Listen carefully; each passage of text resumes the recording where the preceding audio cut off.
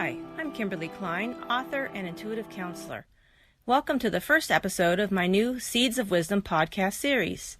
You can read about my background and the experiences I had that changed me from agnostic to spiritualist and find out more about my current books on my website at KimberlyKlein.com. But to give those of you who are not familiar with me a brief intro, here's a little bit about me. I was an agnostic up until I experienced a tragic, life-shattering experience that immediately turned me into a spiritual believer.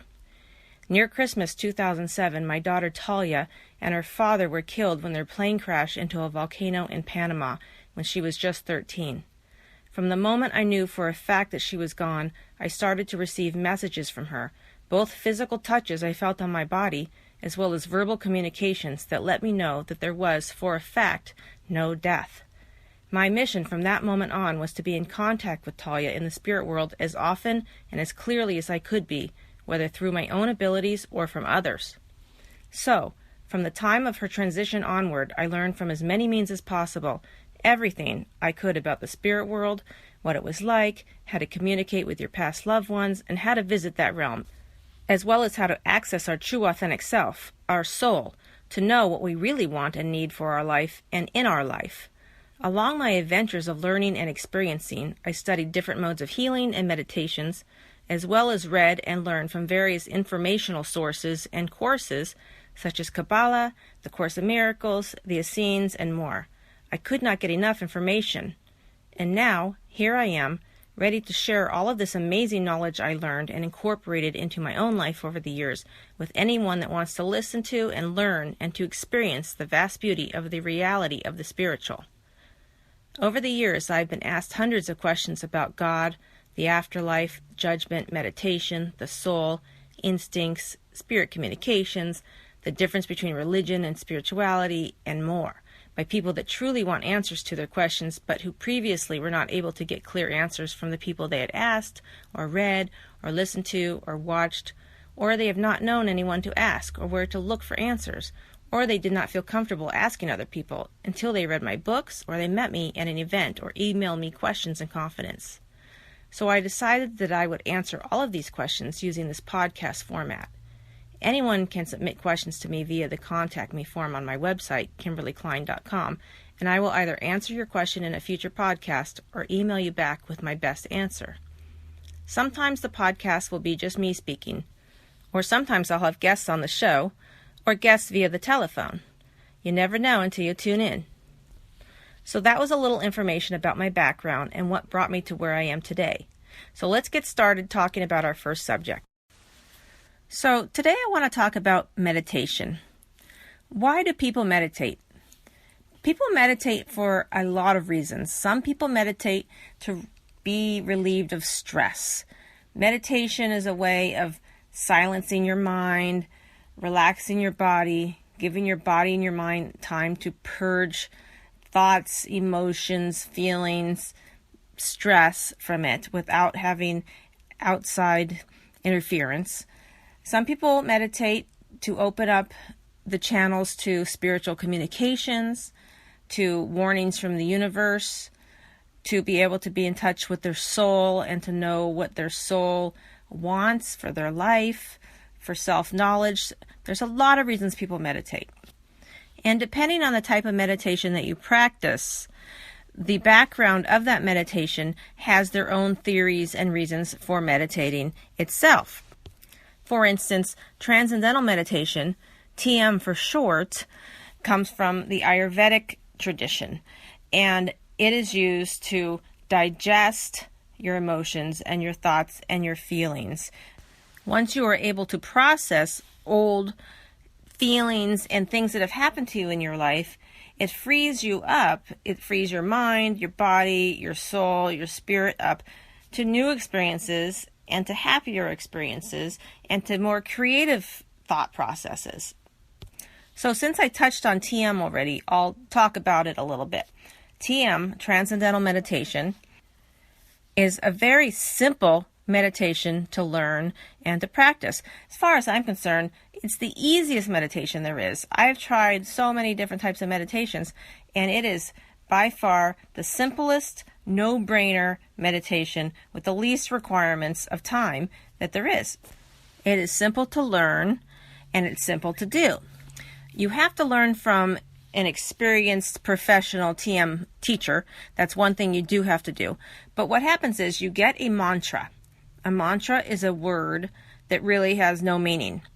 There's no meaning that your mind can attach to that word. Therefore, when you're thinking that word over and over and over in your head as you're meditating, as you're sitting there in silence, basically, your brain cannot attach a thought to that word.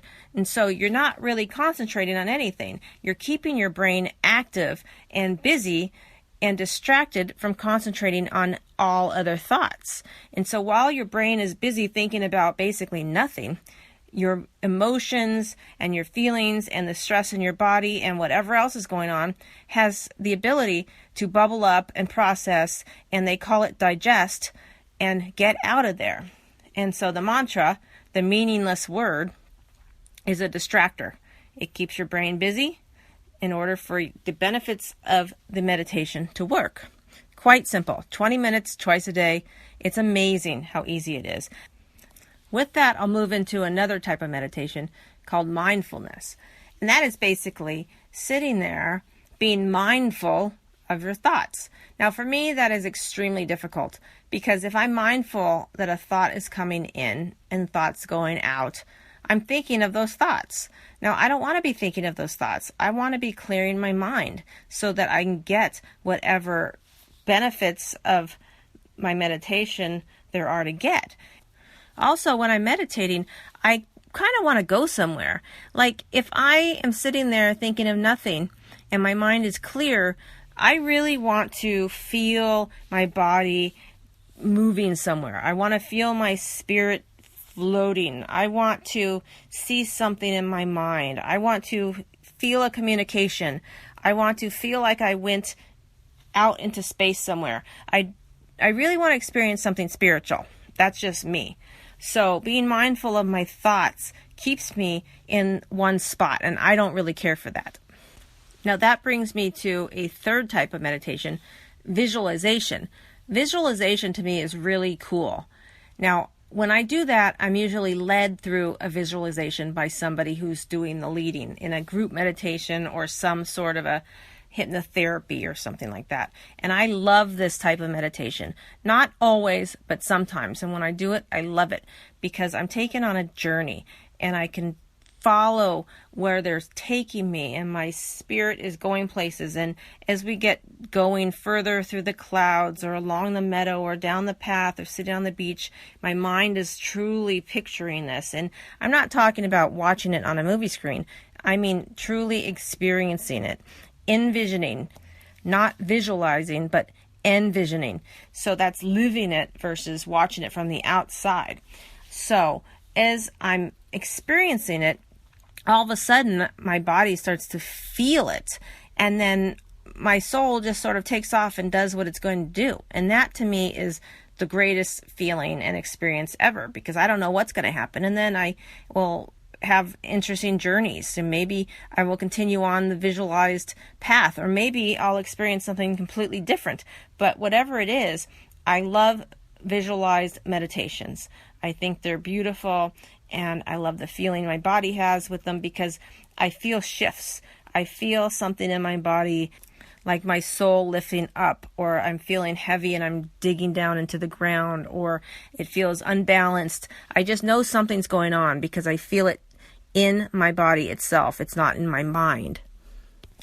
So if you have been hypnotized ever, and I don't mean hypnotized at a show where they have you go on stage and pretend to play tennis or whatever. I mean hypnotherapy where you're led through a visualization and then you reenact some sort of event that happened so that your subconscious mind can be healed. If you've ever gone through that sort of visualization, it's the same thing, except that instead of having something being told to your subconscious, your spirit gets to be free and take off to do whatever it wants or needs to do at that time while you're going through the process of visualizing wherever you are. It's beautiful.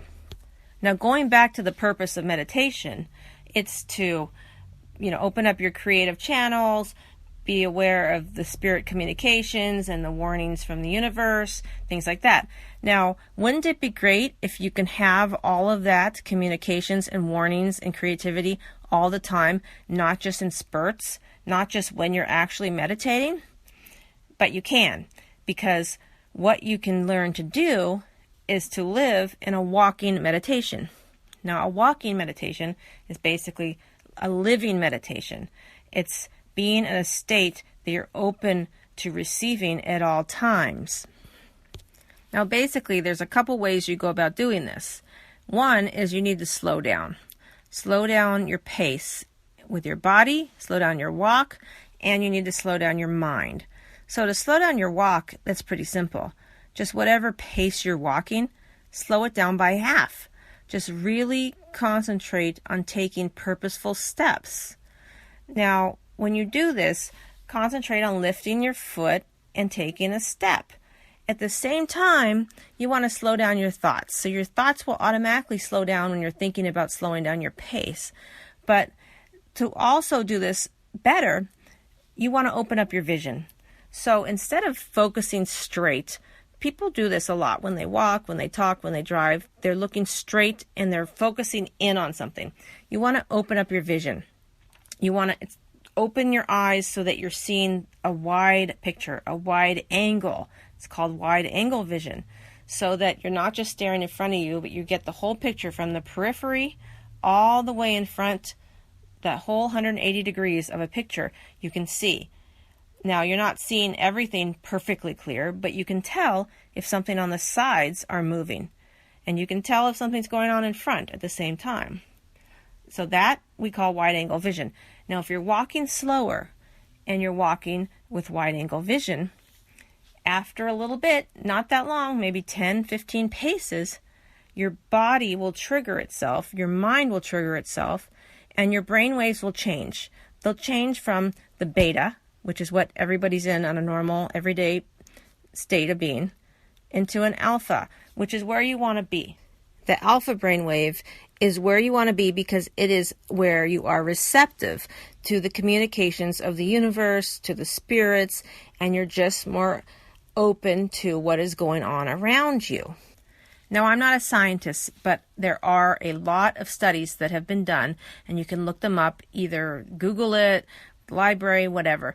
The scientific journals will tell you the differences between the beta and the alpha brainwaves, and that alpha is where you want to be. Now, the last type of meditation that I actually tried myself is called Sudarshan Kriya. I learned that when I went to an Art of Living 2-day meditation course. Now, this Art of Living course, it's ran by someone called Sri Sri Ravi Shankar. And Sri Sri Ravi Shankar, he's very famous for his type of meditation and peace and a yoga style and things like that. And I thought it'd be fascinating to learn another type of meditation because I'm really interested in that. So I'm not completely an expert on this type of style of meditation, but it has to do with how you take your breath in and how you let your breath out, and the positions of your arms and hands on your body during the type of breathing. So your hands in one type of breathing, they're under your arms. The other time they're on your waist, and you're breathing in hard and you're breathing out hard. And I will tell you that I had a really deep, really intense experience where I felt like I was really one with the universe. I completely disappeared, and I felt like I was truly one with the universe. It was one of the most amazing experiences I've ever had, but I still do not care for that kind of meditation and breathing exercise myself. It doesn't mean that you won't like it, so it's definitely worth trying if you're up for trying it. And look it up, the Art of Living Institute. It's pretty cool, but it's just not my thing. So to summarize, my favorites are TM. I do that regularly. Walking meditation. I try to be in a walking meditation as much as possible. And visualization. I do visualized meditation when I'm with other people, and I love it. Now, I have a funny story because back in college, I wanted to learn TM, and my parents said, not a chance.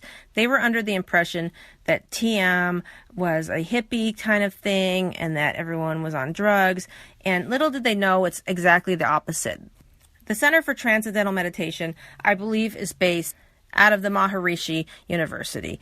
And I know for a fact that that university has a rule that there's no drinking and no drugs at all.